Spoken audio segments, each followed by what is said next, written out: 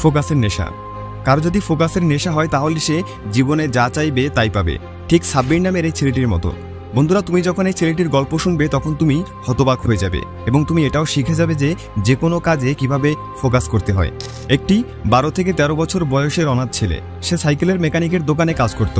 100-200 টাকা ইনকাম করার জন্য সে দিনরাত সেই সাইকেলের গ্যারেজে কাজ করত। কেউ কখনো কল্পনাও করতে পারেনি কোনোদিন সেই ছেলের জীবনে বড় কোনো পরিবর্তন আসবে। মানুষেরা যখন সেই সাইকেলের দোকানে তাদের সাইকেল ঠিক করাতে আসতো তখন অনেকে সেই ছেলেকে বিভিন্ন ধরনের কথা শোনাতো। অনেক সময় তাকে গালমন্দ করত, তাকে ছোট বাচ্চা ভেবে অনেকেই আবার টাকাও কম দিত, যার কারণে তাকে মালিকের কাছে বকাও শুনতে হতো। কিন্তু তাকে 3 বেলা খাবার জোটানোর জন্য এই কাজটি করতেই হবে, তাছাড়া কোনো উপায় ছিল না। একদিন গ্যারেজে কাজ করার সময় সে দেখে তাদের দোকানের পাশে একজন ব্যক্তি এসেছেন, তাকে ঘিরে অনেক মানুষের ভিড়। ছেলেটি সেই ব্যক্তির সম্পর্কে কোনো ধারণাই ছিল না, সে সবকিছুই দেখছিল এবং ভাবছিল যে কে এই ব্যক্তি, তিনি কেন এখানে এসেছেন। সে শুধু তাকিয়ে তাকিয়ে সবকিছু দেখছিল এবং দেখার সাথে সাথে একটা জিনিস খুব ভালোভাবে উপলব্ধি করছিল, আশেপাশের মানুষেরা সবাই সেই বিজ্ঞ ব্যক্তির প্রতি অনেক সম্মান প্রদর্শন করছে, এমনকি কেউ তার সামনে বেশি কথাও বলছে না, সবাই তাকে স্যার স্যার বলে কথা বলছিল। সে মনে মনে ভাবতে থাকে, একদিকে তার সামনে দাঁড়িয়ে থাকা ব্যক্তিকে সবাই সম্মান দিচ্ছিল এবং সবাই স্যার স্যার বলে কথা বলছিল, আরেকদিকে আমি যে কিনা সবার সাথে এত ভালো ব্যবহার করি, শান্তশিষ্টভাবে মানুষের কাজ করি, তারপরও মানুষ আমার সাথে খারাপ ব্যবহার করে, আমাকে গালি দেয়। সেই রাতে ছেলেটির ঠিকমতো ঘুম হয় না। ছেলেটি শুধু ভাবতে থাকে, আমার এবং ওই ব্যক্তির সাথে মানুষেরা 2 রকম আচরণ কেন করে, আমার এবং তার মধ্যে কি এমন পার্থক্য। এমনকি আমি মানুষের কাজ করে দেই এবং তিনি তো শুধু গাড়িতে করে আসেন আর চলে যান। ছেলেটির বয়স কম, তাই সে কোনো কিছুই ঠিকমতো বুঝে উঠতে পারছিল না। পরের দিন সে গ্যারেজে আসে। আসার পর সে তার গ্যারেজের মালিককে জিজ্ঞেস করে কালকে যে ব্যক্তি এসেছিলেন, যাকে সবাই খুব সম্মান দিচ্ছিল, তিনি কে ছিল। তার গ্যারেজের মালিক তাকে বলে, তুই এত কিছু জেনে কি করবি। তারপরেও ছেলেটি আবার তাকে জিজ্ঞেস করে। তখন তার গ্যারেজের মালিক তাকে বলে, কালকে যিনি এসেছিলেন তিনি হলেন একজন ম্যাজিস্ট্রেট, তিনি এসেছিলেন একটি নতুন স্কুল উদ্বোধন করার জন্য। তখন ছেলেটি আবার জিজ্ঞেস করে, ম্যাজিস্ট্রেট হতে হলে কি করতে হয়। তখন গ্যারেজের মালিক তাকে বলে, ম্যাজিস্ট্রেট হওয়ার জন্য অনেক পড়ালেখা করতে হয়, অনেক পরিশ্রম করতে হয়, যদি মানুষের মতো ফোকাস করতে হয়। এই কথাটি শোনার পর কথাগুলো ছেলেটির হৃদয়ে গেঁথে যায়। সে সন্ধ্যায় বাড়িতে যাওয়ার পর অর্ধেক রাত পর্যন্ত ভাবতে থাকে সে কিভাবে তার বর্তমান জীবন থেকে সেই ম্যাজিস্ট্রেটের জীবনে পৌঁছাতে পারবে। সে ভাবতে থাকে যেভাবেই হোক তার জীবনকে পরিবর্তন করতেই হবে। ছেলেটি টাকা বাঁচানো শুরু করে, খেয়ে না খেয়ে টাকা বাঁচিয়ে সে বই কিনে পড়ালেখা শুরু করে। সে একটা সরকারি স্কুলে ভর্তি হয়, দিনের বেলা স্কুলে পড়ালেখা করে এবং রাতে দোকানে কাজ করে। তার জীবনের লক্ষ্য তার মাথায় গেঁথে গিয়েছিল, যেভাবেই হোক তাকে ম্যাজিস্ট্রেট হতেই হবে। এখন তার বয়স 27 বছর হয়ে গেছে। বিগত 14 থেকে 15 বছর তার মাথায় শুধু একটাই ফোকাস ছিল যে তাকে একদিন ম্যাজিস্ট্রেট হতেই হবে। সে শুধু এই সময়ের অপেক্ষায় ছিল যে কোনোভাবে সে যেন শুধু তার গ্র্যাজুয়েশনটা শেষ করতে পারে, তারপরেই সে বিসিএস পরীক্ষা অংশগ্রহণ করার যোগ্যতা অর্জন করতে পারবে।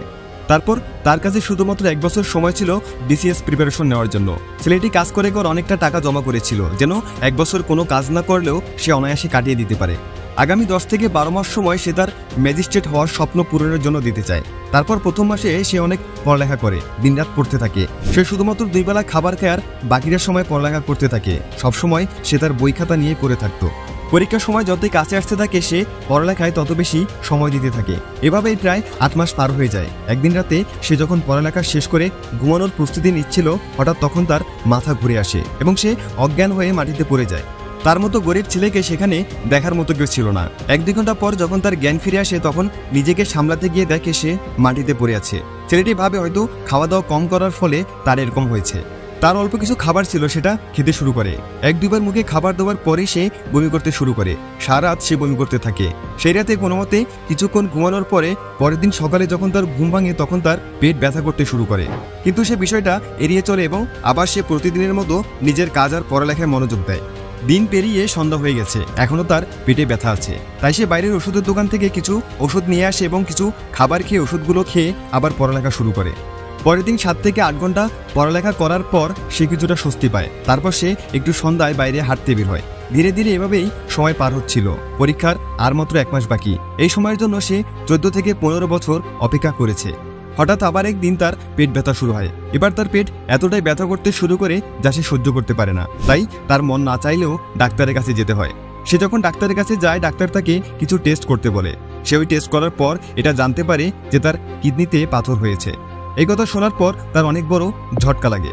ডাক্তার তাকে বলে তুমি অপারেশন করাতে পারো অথবা আমি কিছু ওষুধ দিচ্ছি এগুলো খেতে পারো। ওষুধ খেয়ে তোমার ভাগ্য যদি ভালো হয় তাহলে তোমার কিডনির পাথর গলে যেতে পারে, কিন্তু যদি অপারেশন না করাও তাহলে তোমার এই ব্যথা সহ্য করতেই থাকতে হবে। সে ভাবতে থাকে আমি অপারেশন করার টাকা কিভাবে জোগাড় করব। আমার কাছে তো অপারেশন করার মতো এত টাকা নেই। যা কিছু টাকা জমিয়েছি তা যদি অপারেশন করার পেছনেও খরচ করি তাও অপারেশন করার জন্য আমার টাকা কম পড়ে যাবে। তাহলে আগামী 1 মাস আমি কি খাবো, পরীক্ষা কিভাবে দিব? এইসব কথা ভেবে সে কিছু ওষুধ নিয়ে বাড়িতে ফিরে আসে। সে সৃষ্টিকর্তার কাছে শুধু এটাই দোয়া করতে থাকে অন্তত আর 1টি মাস তার যেন কোনো সমস্যা না হয়, যেন সে পড়ালেখাটা ঠিকমতো চালিয়ে যেতে পারে। কিন্তু সৃষ্টিকর্তা তার জন্য হয়তো অন্য কিছুই ভেবে রেখেছিল। কয়েকদিন পরপরই তার পেট ব্যথা হয়। বিশেষ করে সে যখন খাওয়া দাওয়া করতো তখন তার পেট বেশি ব্যথা করত। কিন্তু সে তো খাওয়া দাওয়া ছেড়ে দিতে পারবে না, না খেলে শরীর চলবে কিভাবে?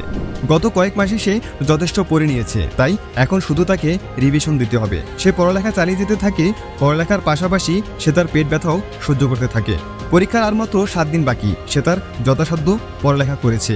তার জীবনের সবচেয়ে বড় পরীক্ষা দেওয়ার সময় চলে এসেছে। তারপর ছেলেটি কোনোভাবে প্রিলি পরীক্ষা দেয় এবং পরীক্ষাতে ভালো ফলাফল অর্জন করে। এখন আরও পরীক্ষা বাকি আছে। এমন সময় তার সব টাকা শেষ হয়ে যায়।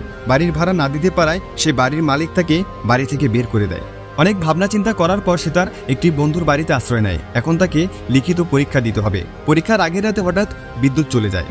কালকে তো তাকে পরীক্ষা দিতে হবে। পরীক্ষার আগের রাতে সে যদি পড়ালেখা না করে তাহলে তো ভালো রেজাল্ট হবে না। সে যদি পড়ালেখা না করে ঘুমিয়ে যায় তাহলে এত বছরের কঠোর পরিশ্রম সব বিফলে যাবে। ছেলেটি বাড়ির বাইরে রাস্তার পাশে একটি সোলার ল্যাম্প দেখতে পায়। সে সেই সোলার ল্যাম্পের নিচে বই নিয়ে পড়া শুরু করে। রাস্তা দিয়ে একের পর এক গাড়ি যাচ্ছিল, কিন্তু তার ফোকাস শুধুমাত্র তার বইয়ের দিকে ছিল। সে কোনো দিকে না তাকিয়ে শুধুমাত্র পড়াতেই মনোযোগ দেয়। পড়তে পড়তে সে রাস্তার ধারে কখন ঘুমিয়ে গেছে নিজেও জানে না। সকালে যখন ঘুম ভাঙে তখন থেকে সে রাস্তার ধারে ঘুমিয়ে আছে। তাড়াতাড়ি সেখান থেকে উঠে সে তার সেই বন্ধুর বাড়িতে যায়, যেখানে সে কয়েকদিনের জন্য আশ্রয় নিয়েছিল। দ্রুত ফ্রেশ হয়ে নাস্তা করে সে পরীক্ষা দেওয়ার উদ্দেশ্যে রওনা দেয়। পরীক্ষার কেন্দ্রে পৌঁছানোর পর সেখানে পরীক্ষার্থীদের ভিড় দেখে কিছুটা নার্ভাস হয়ে পড়ে। শেষ পর্যন্ত সেই শুভ সময় চলে আসে যে সময়ের জন্য সে এত কঠোর পরিশ্রম করেছিল। লিখিত পরীক্ষা শুরু হয়। কোশ্চেন পেপার দেখার পর তার মধ্যে অন্য পরীক্ষার্থীদের মতো কোনো ভয় ছিল না। সে খুব আরামের সাথে সব পরীক্ষা ভালোভাবে শেষ করে। পরীক্ষা শেষ করে সন্ধ্যায় বাসা যাওয়ার পর সে ভাবতে থাকে আজকে যে সে ভালো পরীক্ষা দিল সবকিছু তার বনবাসের ফলাফল। সে যদি 1টি বছর বনবাসে থাকার মতো ঘর বন্দী হয়ে না থাকতো, পড়ালেখায় মনোযোগ না দিত, তাহলে সে এত ভালো পরীক্ষা দিতে পারত না। সে এখন মনে মনে শুধু 2টি প্রার্থনাই করতে থাকে। সে যেন ভাইভাতে ভালো করতে পারে এবং কিডনিতে পাথরের জন্য যে ব্যথা তা যেন আর কিছু মাস সমস্যা না করে। দেখতে দেখতে এভাবেই সময় পার হতে থাকে। ভাইবা দিতে যাওয়ার ঠিক আগের দিন তার পেটে অসহ্য ব্যথা শুরু হয়। তার পেটের ব্যথা নিয়ে সারাত কাঁদতে থাকে। পরের দিন সকালে সে কোনো মতে পরীক্ষার সেন্টারে গিয়ে পৌঁছায়। ততক্ষণে তার পেটের ব্যথা আরও অনেক বেশি বেড়ে গেছে। ভাইবা দিতে গিয়ে সে অনেক নার্ভাস হয়ে পড়ে। তার পেটের ব্যথা এতটাই বেড়ে গিয়েছিল যে সে সোজা হয়ে ভালোভাবে বসতেও পারছিল না। তার ভাইবা নেওয়ার সময় ভাইবা বোর্ডের চেয়ারম্যানরা তাকে জিজ্ঞেস করে তোমার কি কোনো সমস্যা হচ্ছে? তোমার যদি কোনো সমস্যা হয় তাহলে তুমি বাইরে কিছুক্ষণ অপেক্ষা করতে পারো। কিন্তু সেই ছেলেটি কনফিডেন্সের সাথে বলে না, আমার কোনো সমস্যা নেই। তার ফোকাস 1% ছিল তার পেটের ব্যথার দিকে এবং 99% ছিল তার ভাইবার দিকে। সে খুব ভালোভাবে মনোযোগের সাথে তার ভাইবা শেষ করে এবং ভাইবা শেষ হলে সরাসরি ডাক্তারের কাছে যায় এবং সেখানে চিকিৎসা গ্রহণ করে। কয়েক মাস পর তার বিসিএস পরীক্ষার ফাইনাল রেজাল্ট বের হয়। রেজাল্ট দেখার সময় তার মনে একটু ভয় কাজ করেনি, কারণ সে জানতো যে সংঘর্ষ এবং সমস্যার পাহাড়ের উপর পা রেখে আর কঠোর পরিশ্রম করে পরীক্ষা দিয়েছিল, তাতে তার সফলতা আসবেই। আজকে তার স্বপ্ন সত্যি হয়ে গেছে। সে এখন আর সাধারণ কোনো মানুষ নয়, সে একজন ম্যাজিস্ট্রেট। পরবর্তীতে তাকে একটি ইন্টারভিউতে ডাকা হয়। সেই ইন্টারভিউতে তার সফলতার পিছনের গল্প শুনে সবাই অবাক হয়ে যায়। সবাই শুধু এটাই ভাবতে থাকে একটা মানুষ তার স্বপ্নের প্রতি এতটা ফোকাস কিভাবে করতে পারে। তিনি আরও একটি ইন্টারভিউতে বলেন যতই সমস্যা হোক, যতই কষ্ট হোক, এমনকি মৃত্যুর মুখোমুখি দাঁড়িয়েও তোমার ফোকাস যদি তোমার লক্ষ্য থেকে না সরে যায় তাহলে পৃথিবী নিজেই তোমাকে তোমার লক্ষ্যে পৌঁছে দেবে। আমি আমার কষ্টের দিনে কখনই আমার কষ্টের দিকে মনোযোগ দিইনি। আমার মনোযোগ এবং ফোকাস শুধু একটাই ছিল, আমাকে আমার লক্ষ্যে পৌঁছাতে হবে। ফোকাস করার প্রতি আমার নেশা এতটাই হয়ে গেছিল যে বই থেকে আমার মনোযোগ কখনোই কোনো কারণে বিনষ্ট হয়নি। বন্ধুরা, তোমরা যদি এই পুরো গল্পটি শুনে থাকো তাহলে যে মূল জিনিসটি তোমরা দেখতে পাবে সেটি হলো সেই ছেলেটির ফোকাস, যা এতটা গভীর ছিল যে তার কিডনিতে পাথরের এত কষ্ট, তার দারিদ্রতার এত কষ্ট কোনো কিছুই তার লক্ষ্যে পৌঁছানোতে বাধা দিতে পারেনি। বাড়ির মালিক তাকে বাড়ি থেকে বের করে দিল, তাকে অন্যের বাড়িতে আশ্রয় নিতে হলো, এমনকি রাস্তার পাশে বসে পড়তে হলো। এসবের কোনো কিছুই তার ফোকাস নষ্ট করতে পারেনি। বন্ধুরা, তার কাছে তো বাড়ি ছিল না, পরিবার ছিল না, টাকা ছিল না, থাকার ভালো জায়গাও ছিল না। তারপরও তার ফোকাস তার লক্ষ্য থেকে সরে যায়নি, তার মনোবল কখনো ভেঙে যায়নি। কিন্তু তোমার কাছে হয়তো সবকিছুই আছে, তুমি কেন আজও পেছনে পড়ে থাকবে? তুমি কেন নিজের ভবিষ্যৎ আর বাবা মায়ের স্বপ্ন নিয়ে হতাশায় ভুগবে? কেন নিজেকে এইভাবে দোষারোপ করতে থাকবে যে আমার ভাগ্যটাই খারাপ, অথবা আমাকে সাপোর্ট করার মতো কেউ নেই? বন্ধুরা, ভাগ্য এমনিতেই বদলে যায় না, ভাগ্য নিজে থেকেই তৈরি করতে হয়। জীবনে ফোকাসটা এতটা জোরালো হওয়া উচিত যাতে সামনে যতই ঝড় আসুক, যতই বন্যা আসুক, যত অসুবিধা আসুক, লক্ষ্য থেকে ফোকাস যেন সরে না যায়। এরকম ফোকাসের নেশা যদি তোমারও হয় তাহলে পৃথিবীর কোনো কিছুই তোমাকে সফল হওয়া থেকে আটকাতে পারবে না। তো বন্ধুরা, ভিডিওটি ভালো লাগলে তোমার বন্ধুদের সাথে শেয়ার করো এবং নগর বায়োস্কোপ চ্যানেলটি সাবস্ক্রাইব করে আমাদের সাথেই থাকো। Thanks for watching.